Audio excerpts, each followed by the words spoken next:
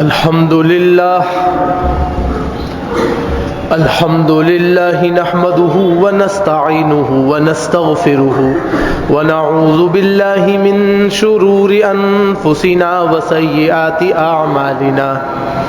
من يهده الله فلا مضل له ومن يضلله فلا هادي له وأشهد أن لا إله إلا الله وحده لا شريك له وأشهد أن محمدًا عبده ورسوله صلى الله عليه وسلم اللهم صل على محمد وعلى آل محمد كما صليت على إبراهيم وعلى آل إبراهيم إنك حميد مجيد اللهم بارك على محمد وعلى آل محمد كما باركت على إبراهيم وعلى آل إبراهيم إنك حميد مجيد أعوذ بالله من الشيطان الرجيم بسم الله الرحمن الرحيم يا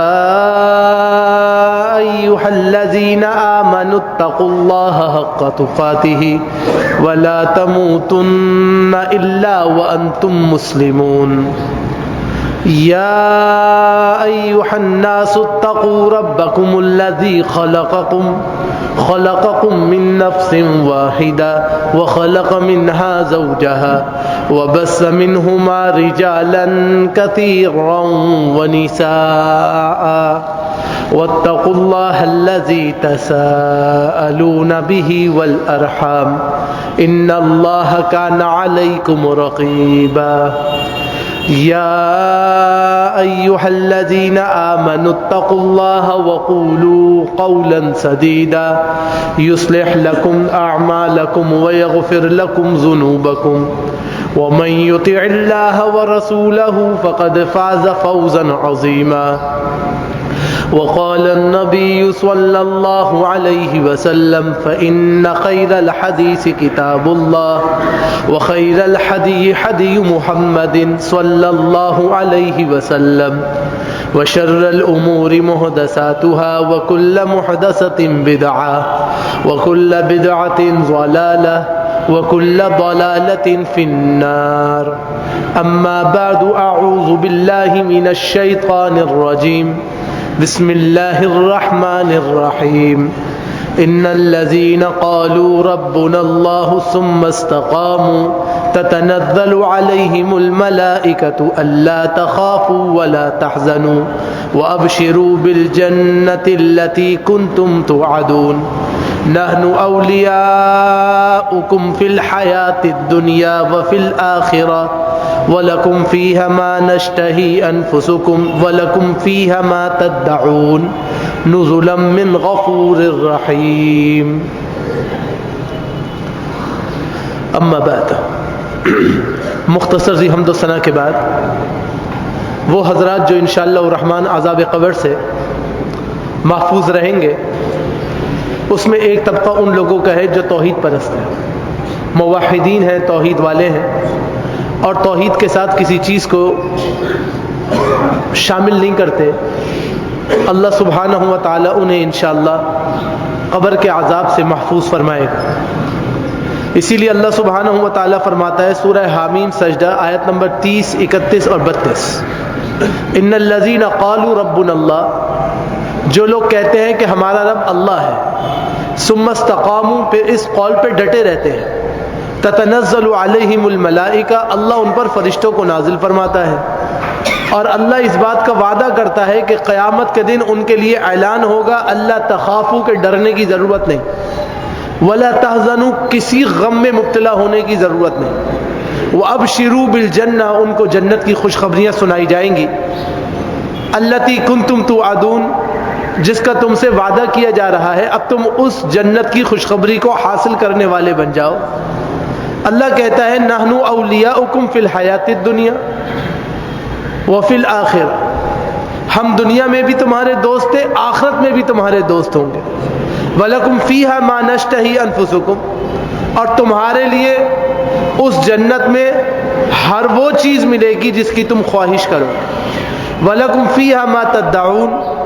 اور تمہیں ہر چیز وہ ملے گی جس کا تم دعویٰ کرو گے یا جس چیز کو تم طلب کرنے والے بنو گے. نزلا من غفور الرحیم، یہ بخشنے والے رحم دل ذات مبارکہ کی طرف سے ایک مہمان نوازی اور انعام ہوگا جو اللہ تبارک و تعالی تمہیں مہیا کرے گا. گویا کہ اگر توحید والا آدمی دنیا میں مشکلات اٹھاتا ہے تو یہ نہ سمجھے کہ اللہ نے اسے چھوڑ دیا ہے. دنیا میں بھی اللہ اس کا ساجی اور اس کا دوست ہے،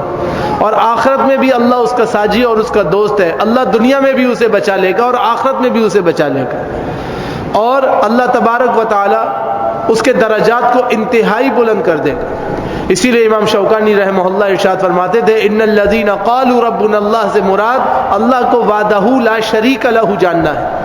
اور ثم استقاموا سے مراد توحید پر مضبوطی سے لگے رہنا ہے، ڈٹے رہنا ہے کہ اللہ کی توحید نہیں جانی چاہیے، اللہ کی وحدانیت کا اقرار نہیں جانا چاہیے. جب انسان اس بات کا اقرار کرتا ہے تو اللہ سبحانہ و تعالی اس کے لیے رہنمائی ہدایت فرماتا ہے. امام شوکانی رحمہ اللہ فتح القدیر میں لکھتے ہیں، امام وقی رحمہ اللہ کا ایک قول فرمایا کہ اس آیت میں بشارت ہے اس مسئلے کی طرف کہ جو آدمی توحید پہ زندہ رہا اور اسی پر اس کا انتقال ہوا، اسے 3 مقامات پر بشارت عظمی دی جا رہی ہے.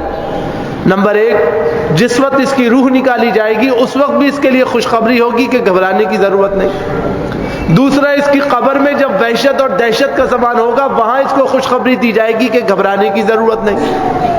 اور نمبر 3، قیامت کے دن جب اٹھتے وقت انتہائی پریشان کن صورتحال ہوگی وہاں اس کو خوشخبری دی جائے گی کہ کوئی نہ خوف ہوگا نہ کوئی غمگینی ہوگی، بلکہ آپ کو دنیا میں اللہ نے اپنا دوست بنایا تھا، آج آخرت میں بھی اللہ آپ کو اپنا دوست بنائے گا. تو اللہ تبارک و تعالی درجات کو بلند کر دے گا، اور یوں درجات انتہائی زیادہ بلند ہو جائیں گے.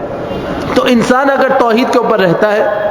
تو اللہ تبارک و تعالیٰ اس کے لیے درجات بلند کر دیتا ہے، اور اللہ تبارک و تعالیٰ اس کے لیے خیر کے دریچوں کو کھول دیتا ہے. پھر اگلی چیز یہ ہے کہ جو قرآن کریم کی تلاوت کرے اور جس تلاوت کو جس طرح شریعت نے مقرر کیا اگر اس طرح پڑھ لے تو یہ بھی انسان کو قبر کے عذاب سے محفوظ کرنے والی بن جائے گی. جیسا کہ اللہ کے پیارے نبی جناب محمد الرسول اللہ صلی اللہ علیہ وسلم ارشاد فرماتے ہیں، سنن نسائی کبریٰ کے اندر روایت موجود ہے، اور صحیح ترغیب و ترہیب میں امام منذری رحمہ اللہ نے ذکر کیا، کنا فی عہد رسول اللہ صلی اللہ علیہ وسلم نسمیہا المانعہ وانہا فی کتاب اللہ عز وجل سورہ من قرأها فی کل لیلہ فقد اکثر و اطوابا.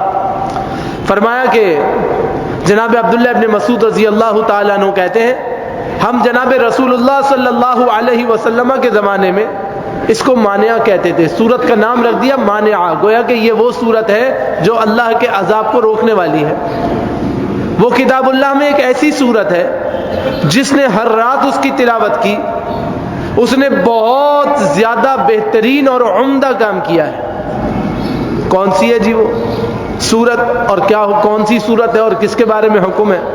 تو جناب عبداللہ ابن مسعود رضی اللہ تعالیٰ عنہ کہتے ہیں کہ جس شخص نے ہر رات سورۃ الملک پڑھنے کا اہتمام کیا اللہ سبحانہ و تعالیٰ اسے عذاب قبر سے محفوظ فرما لیتا ہے. تو یہ سورہ ملک کی فضیلت اور کیفیت ہے کہ اگر کوئی شخص اس کا اہتمام کرے تو اللہ تبارک و تعالیٰ اس سورۃ الملک کو پڑھنے کی وجہ سے اسے قبر کے عذاب سے پناہ دے دیتا ہے. پھر تیسری چیز یہ ہے کہ اللہ کے پیارے نبی جناب محمد الرسول اللہ صلی اللہ علیہ وسلم ارشاد فرما رہے ہیں، جناب عبداللہ ابن عباس رضی اللہ تعالیٰ عنہ حدیث کے راوی ہیں، مستد فردوس میں امام دیلمی رحمہ اللہ اور درر منصور میں امام سیوطی رحمہ اللہ ذکر کرتے ہیں. فرمایا انی لاجد فی کتاب اللہ سورہ من 30 آیہ من قرأها عند نومہ کتب له مثل منها 30 حسنہ. اب محدثین نے اس حدیث کے اوپر کلام کیا اور کہا کہ یہ حدیث صحیح نہیں ہے، یہ حدیث ضعیف ہے. تو بس ٹکڑا استدلال کا سمجھنے کے لیے صرف یہ سمجھ لیجئے کہ جناب عبداللہ بن عباس فرماتے تھے کہ میں اللہ کی کتاب میں ایک 30 آیتوں پر مشتمل ایسی سورت کو جانتا ہوں کہ جو اس کو سونے کے وقت پڑھے گا اس کے لیے 30 نیکیاں لکھ دی جائیں گی. تو نیکیاں تو بے شمار لکھی جائیں گی اور قرآن کریم پڑھنے کا ثواب اور اجر عظیم بھی بہت بڑا ہوگا. تو انشاءاللہ الرحمن اس کے لیے ایک بہت بڑی شان ہوگی اور بہت بڑا مقام ہوگا جس کو یہ حاصل کرنے والا بن جائے گا اگر یہ سورہ ملک کی تلاوت کرنے والا ہو تو. اب اس کے بعد جو چیز ہے فرمایا کہ جناب عبداللہ ابن مسعود رضی اللہ تعالیٰ عنہ فرماتے ہیں، حسن درجے کی روایت ہے مصنف ابن ابی شیبہ کے اندر، فرمایا اذا دخل الرجل قبرہ فإن كان من اہل السعادہ ثبته اللہ بالقول الثابت فيسأل ما أنت فيقول أنا عبد الله حيا وميتا وأشهد أن لا إله إلا الله وأشهد أن محمدا عبده ورسوله قال فيقال كذلك كنت قال فيوسع عليه قبره ما شاء الله ويفتح له باب إلى الجنة ويدخل عليه روحها وريحها حتى يبعث۔ اللہ کے پیارے نبی جناب محمد الرسول اللہ صلی اللہ علیہ وسلم کے صحابی جناب عبداللہ ابن مسعود ثقفی رضی اللہ تعالیٰ عنہ فرما رہے ہیں کہ جب کسی بندے کو قبر میں داخل کر دیا جاتا ہے، اگر وہ سعادت مندوں میں سے ہے، نیک لوگوں میں سے ہے، تو اللہ تعالیٰ اسے کلمہ طیبہ کے ذریعے ثابت قدم فرما دیتا ہے، اور اس سے پوچھا جاتا ہے کہ آپ کون ہیں؟ وہ کہتا ہے میں زندہ بھی اور مردہ بھی ہر حال میں اللہ ہی کا بندہ ہوں، اور گواہی دیتا ہوں کہ اللہ کے سوا کوئی معبود نہیں ہے، اور میں گواہی دیتا ہوں کہ محمد صلی اللہ علیہ وسلم اللہ کے بندے اور اس کے رسول ہیں۔ جب یہ بات فرشتے سنتے ہیں تو اسے کہتے ہیں کہ آپ ایسے ہی تھے جیسے کہ آپ فرما رہے ہیں، ہم بھی آپ کی تصدیق کرتے ہیں۔ پھر اللہ تعالیٰ اس کی قبر کو جتنی چاہتا ہے وسیع کر دیتا ہے، جبکہ قبر کی عادت کیا ہے کہ قبر کا دایاں حصہ بائیں حصے کو ایسے ملاتا ہے کہ اللہ کے نبی نے دائیں ہاتھ کی انگلیاں بائیں ہاتھ کی انگلیوں میں داخل کر کے کہا وَشَبَّكَ بَيْنَ يَدَيْهِ، اپنے ہاتھوں کی دائیں انگلیاں بائیں ہاتھ کی انگلیوں میں داخل کر کے کہا، جیسے انگلیاں میں داخل ہو جاتی ہیں ایسے قبر کی دونوں دیواریں آپس میں مل کر انسان کو دبا دیتی ہیں، اور انسان کی جو قبر کے اندر ہے اس کے اوپر قبر کو تنگ کر دیا جاتا ہے۔ لیکن یہ وہ شخص ہے کہ جو کلمہ طیبہ پڑھنے والا ہے، قول ثابت کا اقرار کرنے والا ہے، اللہ رب العالمین کی وحدانیت کا اقرار کرنے والا ہے، محمد الرسول اللہ صلی اللہ علیہ وسلم کی سیرت اور شریعہ پر مضبوطی سے عمل کرنے والا ہے، اللہ تعالیٰ اس کی قبر کو حد النظر وسیعی فرما دیتے ہیں، اور کشادگی ہو جاتی ہے، اور اس کے لیے جنت کا دروازہ کھول دیا جاتا ہے، جس سے قیامت تک اس کے لیے خوشبوئیں آتی رہتی ہیں اور ٹھنڈی ہوائیں آتی رہتی ہیں۔ تو یہ وہ شخص ہے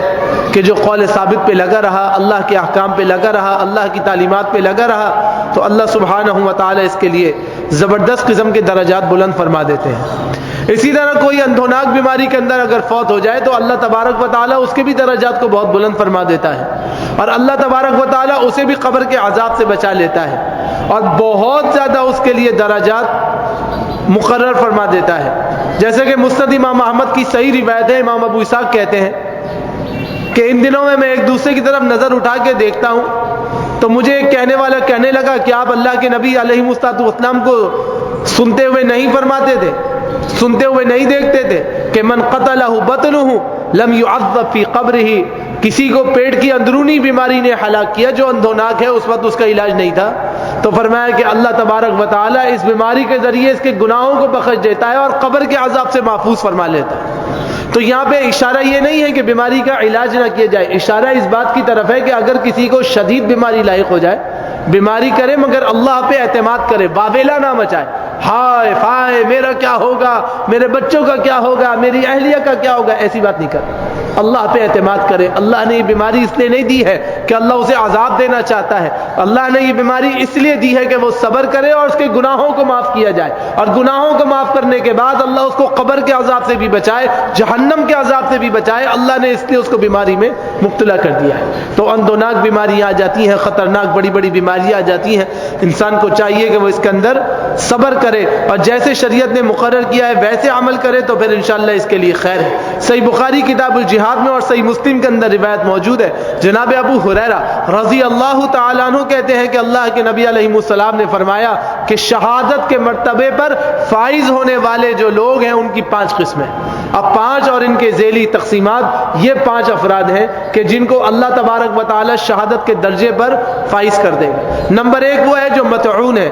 طاعون کے اندر ہلاک ہوا، ताउन एक ऐसी बीमारी थी जो फैलती चली जाती थी और लोगों में बहुत तेजी से फैलती थी। तो फरमाया कि अगर कोई ताउन की बीमारी में मुब्तला हुआ और उसी के अंदर उसका इंतकाल हो गया तो बमंजिला शहादत इंशाअल्लाह वो है। लिहाजा कोई किसी ऐसी ज़मीन पे ना जाए जहाँ ताउन हो, और अगर ताउन वाली ज़मीन में रुक गया है और वहाँ ये बीमारी फैल गई है तो वहाँ से ना निकले, अल्लाह पर एतमाद करे। अल्लाह ने बचा लिया तो अच्छी बात है, और अगर अल्लाह ने कबूल कर लिया तो फिर शहादत का दर्जा मिलेगा। दूसरी बात मबतून है, पेट की बीमारी में हलाक होने वाला शख्स है कि जो पेट की अंदरूनी बीमारियों में हलाक हो गया, अल्लाह के नबी अलैहिस्सलाम फरमा रहे हैं कि उसके लिए भी दर्जा शहादत है। तीसरा शख्स गरक है, अचानक हादसा हुआ, किश्ती डूब गई, जहाज टूट गया और लोग समंदर में डूब गए, तो ये जो अचानक होने वाला हादसा है जिसमें गरक होकर कोई शख्स मरा है, इसके लिए भी दर्जा शहादत है। वसाइबुल हदमी, और किसी चीज के नीचे दबकर हादसाती तौर पे मर गया, क्रेन गिर गई, दीवार गिर गई, छत गिर गई, कोई और हादसा हो गया, कोई जाते जाते गाड़ी पलट गई और बंदे उसके अंदर दब के हलाक हो गए, इंशाअल्लाह रहमान अल्लाह तबारक व तआला उनको भी दर्जा शहादत से नवाजेगा। वस्तशहीदु फी सबीलिल्लाह, और अल्लाह के रास्ते में शहादत को कबूल करने वाला, उसकी तो क्या ही बात है, वो तो जिहाद फी सबीलिल्लाह में लगकर शहादत के उलू वो बाला दर्जे को हासिल करने वाला है, और अल्लाह तबारक व तआला उसके लिए खैर के दरीचों को मुकर्रर करने वाला है।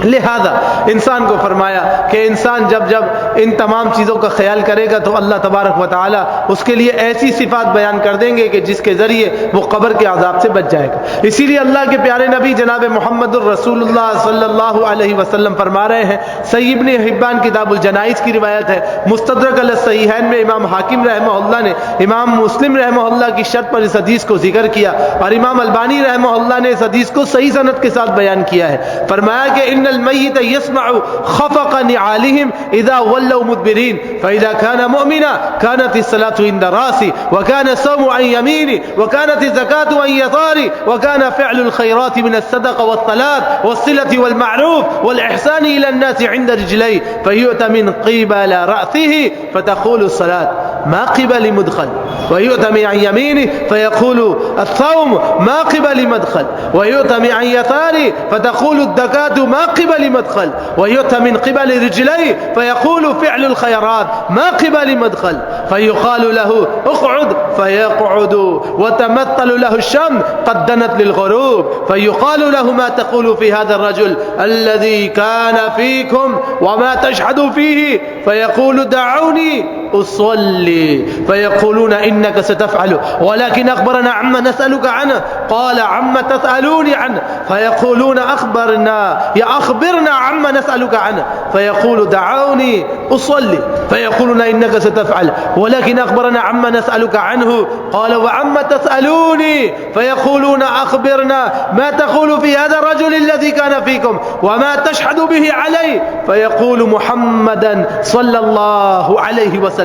अशहदु अन्नहु अब्दुल्लाह व अन्नहु जाअ बिल हक़ मिन इंदिल्लाह फ़युक़ालु लहु अला ज़ालिक हयैता व अला ज़ालिका मित्ता व अला ज़ालिका तुबअस इंशाअल्लाह थुम्मा युफ़्तहु लहु बाबुन मिन क़िबलिन नार फ़युक़ालु लहु उन्ज़ुर इला मंज़िलिका व इला मा अअद्दल्लाहु लक लौ वसैता फ़यज़दादु ग़िबततन व सुरूरा थुम्मा युफ़्तहु लहु बाबुन मिन क़िबलिल जन्नह फ़युक़ालु लहु उन्ज़ुर इला मंज़िलिक व इला मा अअद्दल्लाहु लक फ़यज़दादु ग़िबततन व सुरूरा व ज़ालिका क़ौलुल्लाह तबारक व तआला युसब्बितुल्लाहु अल्लज़ीना आमनू बिल क़ौलिस साबित फ़िल हयातिद दुनिया व फ़िल आखिरह। क्या फरमाया अल्लाह के नबी जनाब मोहम्मद रसूलुल्लाह सल्लल्लाहु अलैहि वसल्लम ने, जब कोई फौत होने वाला फौत होता है इसको उठा के कब्र में ले जाते हैं। अब जब इसको कब्र में दफन किया जाता है तो वापस पलटते हुए लोगों के जूतों की आवाज़ को भी सुनता है कि सारे मुझे छोड़ छाड़ के जा रहे हैं। अगर फौत होने वाला मोमिन है तो इसकी नमाज इसके सर के पास आके खड़ी हो जाती है, इसका रोज़ा और ज़कात इसके दाएं और बाएं आके खड़े हो जाते हैं, दीगर नेकी के काम सदक़ा सिला रहमी लोगों के साथ की हुई भलाइयाँ और नेकियां इसके पाँव के पास आके खड़ी हो जाती हैं। अज़ाब का फरिश्ता सर की तरफ से आता है तो नमाज कहती है मेरी तरफ से आपके लिए रास्ता नहीं, वो दाएं तरफ से आना चाहता है तो रोज़ा कहता है मेरी तरफ से आपके लिए रास्ता नहीं, बाईं तरफ से आना चाहता है तो ज़कात रुकावट बन जाती है, पाँव की तरफ से आना चाहता है तो आमाल सालिहा रुकावट बन जाते हैं। यहाँ तक कि कब्र के عذاب سے اس کو محفوظ کیا جاتا ہے. پھر اس سے کہا جاتا ہے بیٹھ جاؤ، وہ بیٹھ جاتا ہے. اس کے سامنے ایک ایسی کیفیت لائی جاتی ہے کہ سورج غروب ہونے کے قریب ہے. اس سے پوچھا جاتا ہے اس شخص کے بارے میں بتاؤ جو تم میں مبعوث ہوا، تم اس کے متعلق کیا گواہی دیتے ہو؟ وہ کہتا ہے ذرا مجھے چھوڑو، میں نماز تو پڑھ لوں، صلاۃ تو پڑھ لوں. عصر کا وقت غروب ہو رہا ہے، عصر کا وقت ضائع ہو رہا ہے. فرشتے کہتے ہیں یہ تم کر لینا، لیکن پہلے ہمارے سوالوں کا جواب دو. اس شخص کے متعلق بتاؤ جو تم میں مبعوث ہوا، اور اس کے متعلق تم کیا گواہی دیتے ہو. یہ مدفون شخص کہے گا کہ وہ شخص محمد رسول اللہ صلی اللہ علیہ وسلم، اور میں گواہی دیتا ہوں کہ وہ اللہ کے بندے ہیں اور اللہ کی طرف سے حق لے کر آئے ہیں. یہ جواب سن کر فرشتے کہتے ہیں آپ نے پوری زندگی اسی پہ گزاری تھی، اسی پر آپ کی وفات ہوئی، اور انشاءاللہ قیامت کے دن اسی نظریے اور عقیدے پر آپ کو دوبارہ زندہ کیا جائے گا. پھر اس کے سامنے جہنم کے دروازوں میں سے ایک دروازہ کشادہ کر کے کھول دیا جاتا ہے. کہا جاتا ہے دیکھا یہ جہنم، اگر اللہ کے نافرمان ہوتے تو یہ آگ آپ کا ٹھکانہ ہوتی، اور دیگر عذاب جو اللہ نے تیار کر رکھے ہیں سب میں آپ کو داخل کر دیا جاتا، لیکن آپ بچا لیے گئے. پھر جہنم کا دروازہ قبر میں بند کر کے جنت کا دروازہ کھولا جاتا ہے، اور بتایا جاتا ہے کہ یہ آپ کا ٹھکانہ ہے. جو کچھ اللہ نے جنت میں تیار کر دیا ہے وہ سب آپ کے لیے تیار ہے. اس کے شوق اور لذتوں میں اضافہ کر دیا جاتا ہے. اللہ تبارک و تعالی فرماتا ہے یہ مطلب ہے اللہ کے اس قول کا جس کے بارے میں اللہ کے پیارے نبی جناب محمد الرسول اللہ صلی اللہ علیہ وسلم فرماتے ہیں یثبت اللہ الذین آمنوا بالقول الثابت فی الحیات الدنیا وفی الآخرہ. فرمایا کہ اللہ تعالیٰ اہل ایمان کو دنیا اور آخرت میں قول ثابت کے ذریعے ثابت قدم رکھتا ہے، دنیا میں بھی ثابت قدم رکھتا ہے اور مرنے کے بعد بھی ثابت قدم رکھتا ہے، اور اللہ تبارک و تعالیٰ ان کے لیے خیر کے دریچوں کو مقرر فرما دیتا ہے. اب آپ سوچئے کہ یہ ہماری چھوٹی چھوٹی عبادات یہ ہمیں بڑے بڑے قبر کے عذاب سے بچانے کا ذریعہ ہے. یہ نماز کا پڑھنا، یہ زکوٰۃ کا دینا، یہ صدقات کا کرنا، یہ روزوں کا رکھنا، یہ نفلی عبادات کا کرنا، یہ صلہ رحمی کا کرنا، یہ محبت سے ملنا، یہ بھائی چارگی کا کرنا، یہ اللہ کے دین کے لیے مجتمعون علیہ ہو جانا، یہ اللہ تبارک و تعالیٰ کے ہاں کس قدر فائدہ مند ہے، کس قدر سود مند ہے، کس قدر اللہ تبارک و تعالیٰ کے ہاں خیر کے لیے مقرر ہے. تو اللہ تبارک و تعالیٰ اس کے لیے انتہائی زبردست قسم کے درجات مقرر فرما دیتے ہیں. لیکن ہماری کیفیت کیا ہے کہ نماز ہماری ڈھیلی ہے، روزہ ہمارا ڈھیلا ہے، صدقات ہمارے ڈھیلے ہیں، زکاتیں ہماری ڈھیلی ہیں، صلہ رحمی ہمارا ڈھیلا ہے، یہاں تک کہ تمام معاملات میں ہم سست اور کوتاہ ہیں اور اللہ کے نبی کی شریعت پہ مضبوط عمل کرنے والے نہیں ہیں. پھر ہم ڈرتے ہیں اور کہتے ہیں اللہم انا نعوذ بک من عذاب القبر، اللہ ہمیں قبر کے عذاب سے بھی بچا لیجئے. تو اللہ نے قبر کے عذاب سے بچانے کا جو ذریعہ اور راستہ مقرر کیا ہے، جب تک اس پہ نہیں چلیں گے اس وقت تک اللہ تبارک و تعالیٰ کے ہاں فوز و فلاح حاصل نہ ہو سکے گی، درجات بلندی حاصل نہیں ہو سکے گی، اور انسان کامیابی اور کامرانی میں داخل نہیں ہو سکے گا. اسی لیے اللہ کے پیارے نبی جناب محمد الرسول اللہ صلی اللہ علیہ وسلم فرماتے ہیں، امام طبرانی رحمہ اللہ اپنی اوسط میں، امام منذر رحمہ اللہ اپنی ترغیب و ترہیب میں ذکر کرتے ہیں جناب ابو ہریرہ رضی اللہ تعالی عنہ کی حدیث. فرمایا یؤتی الرجل فی قبری فاذا اوتی من قبل راسی دفعته تلاوۃ القرآن واذا اوتی من قبل یدی دفعته الصدقہ واذا اوتی من قبل رجلی دفعته مشیۃ الی المسجد. آدمی کو قبر میں دفن کرنے کے بعد جب اس کی سر کی طرف سے عذاب آتا ہے نا، قبر کو دبانے کا معاملہ شدید ہوتا ہے، تو یہ تلاوت قرآن ہے جو اس عذاب کو روکتی ہے. جب عذاب سامنے سے آتا ہے تو یہ صدقات اور تطوعات اور خیرات ہیں، یہ انسان کے اضافی کیے ہوئے نیکی کے کام ہیں جو اس کو پاؤں کی طرف سے آنے سے روکتے ہیں. اور جب عذاب دوسری طرف سے آتا ہے تو یہ مسجد کی طرف تیزی سے جانا اور مسجد کی طرف دور سے چل کے آنا، صرف اللہ کو راضی کرنے کے لیے، اللہ کے گھروں کو آباد کرنے کے لیے جو لوگ آتے ہیں، ان کا یہ مسجد کی طرف آنا یہ ان کو قبر کے عذاب سے بچانے کا انشاءاللہ سبب بن جائے گا.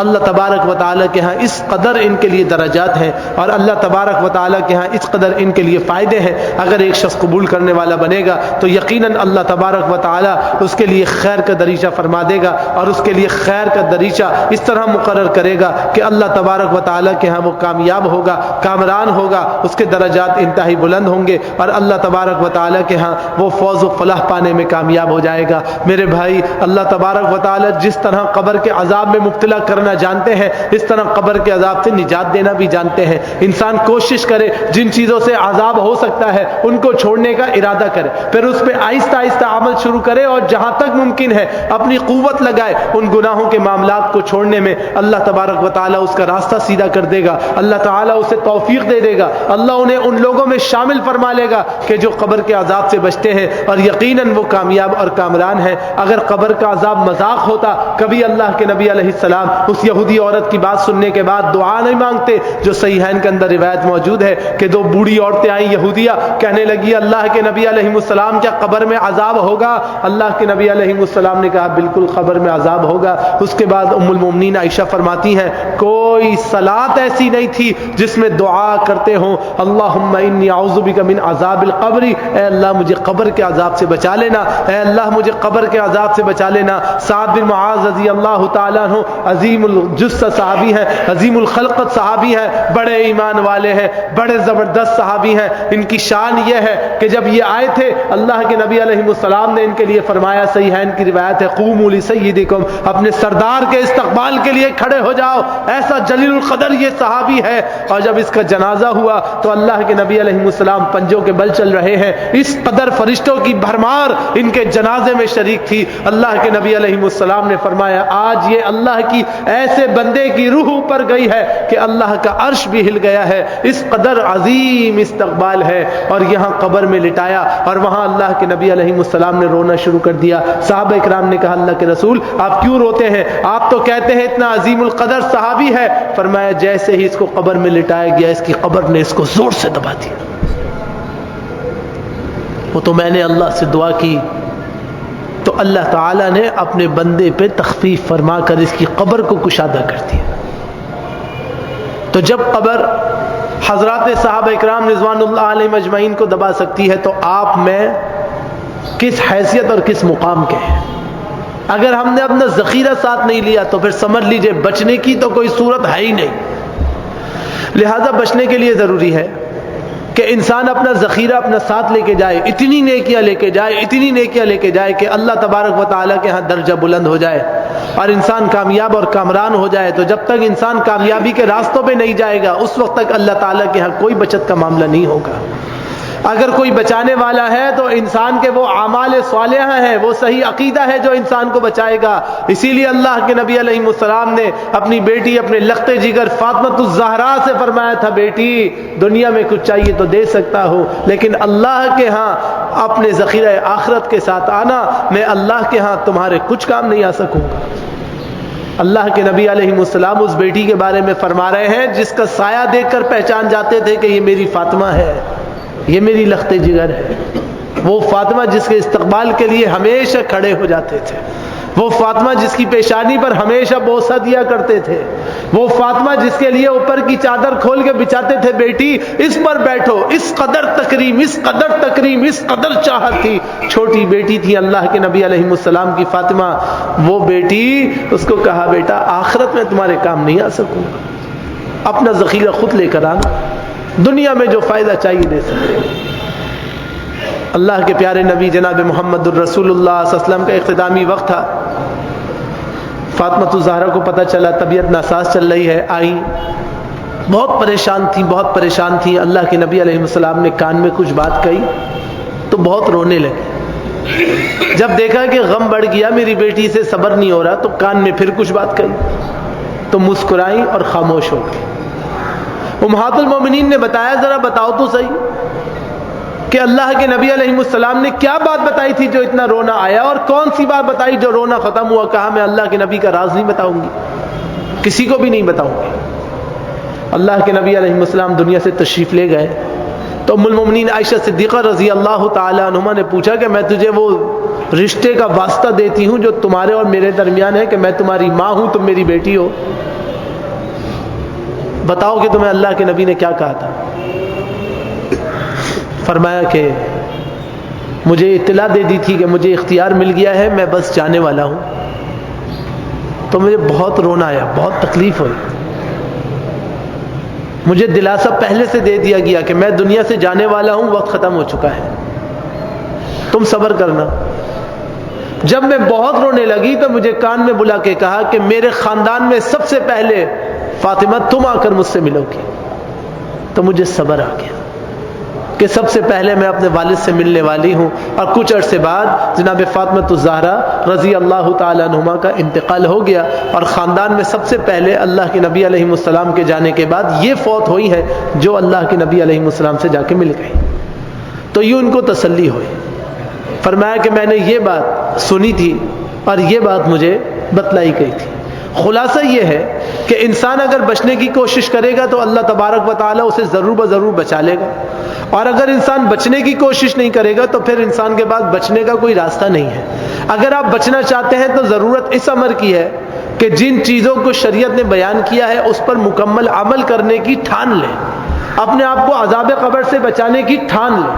کوشش کریں کہ میں نے اب عذاب قبر سے بچنا ہی بچنا ہے، ہر صورت بچنا ہے، اور اس کے لیے جتنی کوشش کر سکتے ہیں وہ کوشش کریں تاکہ رہنمائی الہیہ حاصل ہو اور اللہ تبارک و تعالیٰ آپ کو توفیق دے۔ کوئی چیز اگر مشکل ہوتی تو اللہ آپ کو کبھی نہیں کہتا۔ یہ بات اپنے پلے باندھ لیں، اپنے دماغ کی تہوں میں یہ بات اتار لیں، اللہ تبارک و تعالیٰ نے آپ کو اور مجھے بدعمل دیکھتے ہوئے یہ آیت اتار دی اور یہ بات سمجھا دی، لا یکلف اللہ نفسا الا وسعها۔ اللہ نے اتنی ذمہ داری دی ہے جتنی تم میں برداشت کی طاقت ہے۔ تو تم میں طاقت ہے تو اللہ نے تم پہ یہ ذمہ داری دی ہے، اگر تم میں طاقت نہ ہوتی تو اللہ کبھی بھی یہ ذمہ داری تمہیں نہیں دیتے۔ لہذا ہم سب کو چاہیے کہ ہم تیاری کریں، قبر کے عذاب سے بچنے کی کوشش کریں، جہاں تک ہو سکتا ہے اعمال صالحہ کریں، اللہ سے لو لگائیں، اللہ سے رجوع کریں، اللہ کی باتوں کو مانیں، اللہ کی عبادات کو کرنے والے بنیں تاکہ کامیابی اور کامرانی ہمارا مقدر ہو جائے۔ اللہ رب العالمین سے دعا کرتا ہوں، یا اللہ ہم تمام مسلمانوں کو قبر کے عذاب سے محفوظ فرما، یا اللہ ایمان کی زندگی اور خاتمہ بالخیر نصیب فرما۔ اقول قولی ھذا استغفر اللہ لی ولکم ولسائر المسلمین۔ الحمد لله نحمده ونستعينه ونستغفره ونعوذ بالله من شرور أنفسنا وسيئات أعمالنا، من يهده الله فلا مضل له ومن يضلله فلا هادي له، وأشهد أن لا إله إلا الله وحده لا شريك له، وأشهد أن محمدا عبده ورسوله صلى الله عليه وسلم۔ اللهم لا مانع لما أعطيت ولا معطي لما منعت ولا ينفع ذا الجد منك الجد۔ اللهم لا مانع لما أعطيت ولا معطي لما منعت ولا ينفع ذا الجد منك الجد۔ يا حي يا قيوم برحمتك نستغيث، يا حي يا قيوم برحمتك نستغيث، يا حي يا قيوم برحمتك نستغيث۔ ربنا عليك توكلنا وإليك أنبنا وإليك المصير۔ ربنا ظلمنا أنفسنا وإن لم تغفر لنا وترحمنا لنكونن من الخاسرين۔ کہ نماز ایسی چیز ہے جو انسان کے لیے بہر صورت فائدہ کا سامان ہے۔ اسی لیے جناب لقمان حکیم نے اپنے بیٹے کو فرمایا تھا، سورہ لقمان کے اندر آیت موجود ہے، یا بنی اقم الصلاۃ، اے میرے بیٹے آپ نماز کو قائم فرمائیے۔ پھر سورۃ البقرہ میں فرمایا وَأَقِیمُوا الصَّلَاةَ وَآتُوا الزَّکَاةَ، آپ نماز کو قائم کرتے ہوئے زکوٰۃ کو ادا کیجئے، وَارْکَعُوا مَعَ الرَّاکِعِینَ، اور رکوع کرنے والوں کے ساتھ رکوع کیجئے۔ تو گویا کہ جس طرح شریعت نے مقرر کیا ہے، اگر آپ اس طرح چلیں گے تو یقیناً آپ کامیاب اور کامران بھی رہیں گے۔ اسی لیے اللہ کے پیارے نبی جناب محمد الرسول اللہ صلی اللہ علیہ وسلم فرماتے ہیں، جامع ترمذی میں حسن درجے کی روایت ہے اور صحیح مسلم میں صحیح سند کے ساتھ موجود ہے، فرمایا تم یہ بتاؤ اگر تم میں سے کسی ایک کے گھر پر ایک نہر جاری ہو اور وہ 5 دفعہ اس نہر میں نہاتا ہو تو یہ بتاؤ کہ کیا اس کے اوپر کوئی میل کچیل باقی رہے گی؟ هل يبقى من درنه شيء، کیا اس کی میل کچیل میں سے کچھ اس پر باقی رہے گا؟ لوگوں نے کہا اللہ کے رسول کچھ بھی باقی نہیں رہے گا، تو فرمایا یہی کیفیت صلاۃ کی ہے۔ جب ایک آدمی صلاۃ کا اہتمام کرتا ہے، نماز کا اہتمام کرتا ہے، نماز کے لیے وضو کرتا ہے، تو اللہ تبارک و تعالیٰ اس کے سارے صغائر کو بخش دیتا ہے۔ یہاں تک کہ انگلیوں کے پوروں سے بھی اس کے گناہ جھڑ جاتے ہیں، اور اللہ تبارک و تعالیٰ اس طرح اس کی بچت کا سامان کرتا ہے۔ اور ہماری ایک عجیب حالت یہ ہے کہ ہم سب سے زیادہ سستی نماز میں کرتے ہیں، سارے کام کرنے کے لیے تیار ہیں، نماز میں نہیں آتے۔ تو اگر آپ نماز کا اہتمام نہیں کریں گے اور نماز کو نہیں پڑھیں گے، اور نماز بھی سنت کے مطابق نہیں پڑھیں گے، نماز بھی شریعت کی مطابقت میں نہیں پڑھیں گے، تو پھر آپ بتائیے کہ کیسے نجات ہوگی اور کیسے معاملہ خیر کا ہوگا۔ اللہ کے پیارے نبی جناب محمد الرسول اللہ صلی اللہ علیہ وسلم ارشاد فرما رہے ہیں، جناب جابر بن عبداللہ رضی اللہ تعالیٰ عنہ کی حدیث ہے، صحیح مسلم کتاب الایمان کے اندر موجود ہے، فرمایا بین الرجل و بین الشرک والکفر ترک الصلاۃ۔ ایک آدمی مشرک ہے یا کافر ہے یا مسلمان ہے، ان تینوں نوعیتوں میں اس کی شکل پہ کہیں نہیں لکھا ہوا، کوئی اسٹیمپ نہیں لگی ہوئی کہ یہ کافر ہے، یہ مسلمان ہے، یہ فاسق ہے، یہ فاجر ہے، یہ مشرک ہے، یہ پلید ہے، یہ پاک ہے، کہیں کچھ نہیں لکھا ہوا۔ ایک بڑی نشانی ہے جو فرق کرتی ہے کہ یہ مسلمان ہے اور یہ کافر ہے، یہ مسلمان ہے اور یہ مشرک ہے، یہ مسلمان ہے اور یہ غیر مسلمان ہے۔ اس کے درمیان فرق کرنے والی ایک چیز ہے، اگر یہ نمازی ہے تو گارنٹی لے لو مسلمان ہے، اور اگر نمازی نہیں ہے تو پھر اس کا معاملہ مخدوش ہے۔ اب آپ سوچئے، جو چیز ہم میں امتیاز پیدا کرتی ہے کہ ہم اللہ کے مقرب بندے ہیں، مسلمان ہیں، ہم اسی میں سب سے زیادہ سستی کرتے ہیں۔ جو چیز نشانی ہے، اس نشانی کو بجائے اس کے کہ ہم بڑے انہماک کے ساتھ بڑھا کر چڑھا کر کے اپنے پاس سنبھال کے رکھیں، ہم اسی میں سب سے زیادہ کوتاہی کر دیتے ہیں، تو یہ انتہائی غیر مناسب بات ہے۔ اسی لیے لقمان حکیم نے اپنے بیٹے کو یوں کہا تھا، وَأْمُرْ بِالْمَعْرُوفِ وَانْهَ عَنِ الْمُنْكَرِ، تم اچھائی کا حکم کرتے ہوئے برائی سے روکنا۔ یہ بات کیوں کہی؟ اس لیے کہ إِنَّ الصَّلَاةَ تَنْهَى عَنِ الْفَحْشَاءِ، یہ صلاۃ کی صفت ہے، نماز کی صفت ہے کہ یہ انسان کو ہر فحاشی سے روکنے میں کامیاب ہو جاتی ہے۔ ایک آدمی اگر نمازی ہے، پرہیزگار ہے، صلاۃ پڑھتا ہے اور اس کی صلاۃ مقبول ہو رہی ہے، تو یہ صلاۃ اس کو بےہودہ گوئی پہ تو کبھی نہیں آنے دے گی، یہ صلاۃ اس کو بےہودہ عمل پہ کبھی آنے نہیں دے گی، یہ صلاۃ، یہ اس کی عبادت کا کرنا اسے کبھی گناہ میں آنے نہیں دے گی، یہاں تک کہ یہ کامیاب بھی ہوگا اور کامران بھی ہوگا۔ اسی لیے فرمایا کنتم خیر امۃ اخرجت للناس، تم تو لوگوں میں وہ بہترین طبقہ ہو جس کو لوگوں کے لیے نکالا گیا ہے، اور تمہارا کام ہی یہی ہے کہ تأمرون بالمعروف وتنہون عن المنکر، یہ اچھائی کی دعوت دیتے جاؤ، برائی سے روکتے جاؤ، تو تم اپنے کام کو کرتے جاؤ اور اللہ اپنے کام کو کرتا جائے گا۔ تو یہ اچھائی کرنی کیسے ہے، اس کے بارے میں خود اللہ کے نبی علیہ الصلوۃ والسلام ارشاد فرما رہے ہیں، فرمایا خذ العفو وامر بالعرف واعرض عن الجاہلین، سورۃ الاعراف آیت نمبر 199 ہے۔ فرمایا کہ لوگوں کو معاف کرو، درگزر کرو، نیکی کا حکم کرو، جاہلوں سے دور رہنا شروع کرو۔ یہ جاہل تمہاری نیکیاں کھا جاتے ہیں، یہ جو جاہلیت کی بات کرتے ہیں، ان کا سب سے بڑا کام یہ ہے کہ تمہاری نیکیوں کو کھا جاتا ہے۔ آپ دیکھیے، ہمیشہ یاد رکھیے، اللہ تعالیٰ کی رحمت اگر ہوگی تو جہلا آپ سے دور رہیں گے، اور جب آزمائش آئے گی تو شیطان سب سے پہلے اس جاہل کو لا کے کھڑا کرے گا، وہ آپ کی ذات پہ حملہ کرے گا، ہمیشہ ذات پہ حملہ کرے گا۔ انسان چونکہ خطا کا پتلا ہے، اس میں برداشت کم ہے، وہ جذباتی ہو جاتا ہے۔ یہاں جذباتی ہوا اور بری بات کہی، جیسے ہی بری بات کی، اس کی نیکیوں کا خاتمہ شروع۔ کیسے وہ جاہل آپ کی نیکیوں کو کھا جاتا ہے۔ اس لیے کہا کہ جہلا سے دور رہو۔ بہت پڑھا لکھا ہوگا، بات جاہلوں کی کر رہا ہے، دور ہو جاؤ، فوراً سلام دعا کرو، بھائی میں جا رہا ہوں، میں نے بات ہی نہیں کرنی، بیٹھنا ہی نہیں، میں اپنی نیکیاں نہیں گوا سکتا۔ ایک ایک نیکی قبر اور حشر میں کام آنے والی ہے، ایک ایک نیکی۔ یہ جہلا مجھے نہیں کہنا چاہیے، مگر ان کے بارے میں کسی شاعر نے یہ کہا، خود تو ڈوبے ہیں صنم، تمہیں بھی لے ڈوبیں گے۔ اس نے تو اپنی نیکیاں کری نہیں، آپ کی نیکیوں کے پیچھے اس طرح لگ گیا کہ آپ سے وہ کام کرائے کہ آپ کی نیکیاں بھی خالی کروا دی۔ نیکی کرنا کتنا مشکل ہے، نیکی کو بچانا اس سے بہت مشکل کام ہے۔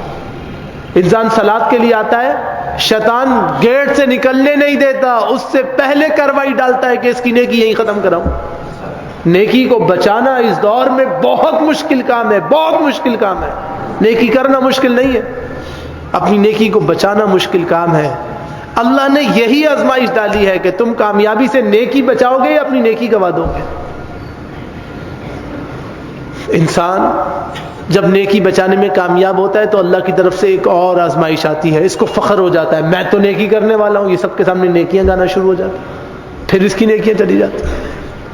تو گویا کہ اللہ رب العالمین کہہ رہے ہیں تمہارا کام یہ ہونا چاہیے خذ العفو، تمہیں دنیا جہاں کے جھنجھٹوں سے بچنا ہے، تمہیں اپنی عاقبت کو بہتر کرنی ہے، تو تم نے لوگوں کو معاف کرنا ہے، جتنا معاملہ کر سکتے ہو کرو، نہیں کر سکتے اللہ پہ چھوڑو، اللہ بہت بڑا ہے، بہت طاقتور ہے، بہت بڑا ہے۔ لوگ مذاق سمجھتے ہیں کہ اللہ پہ چھوڑا پھر دنیا میں باتیں کر رہے ہوتے، جب اللہ پہ چھوڑ دیا تو پھر بات ختم ہو گئی۔ خذ العفو، معاف کر دو، وامر بالعرف، اچھائی کا حکم کرو، اور جہاں جاہلیت ہو واعرض عن الجاہلین، جو حالات سے خود کو بچاؤ۔ جب تم جو حالات سے خود کو بچانے والے بنو گے تو پھر انشاءاللہ تمہارے لیے کامیابی ہوگی، اور تم کامیاب بھی ہوگے اور کامران بھی ہوگے۔ تو یہاں پہ خیر کے ساتھ ما ثبت بالسنہ، جو مشہور باتیں اللہ کے پیارے نبی جناب محمد الرسول اللہ صلی اللہ علیہ وسلم نے ارشاد فرمائی تھی عذاب قبر سے متعلق، ان کا سلسلہ ہمارے ناقص علم کے مطابق ہم نے مشہور نقطے آپ کے سامنے بیان کر دیے، تاکہ انسان بچنے کی کوشش کرے، کامیابی اور کامرانی حاصل کرنے کی جد و جہد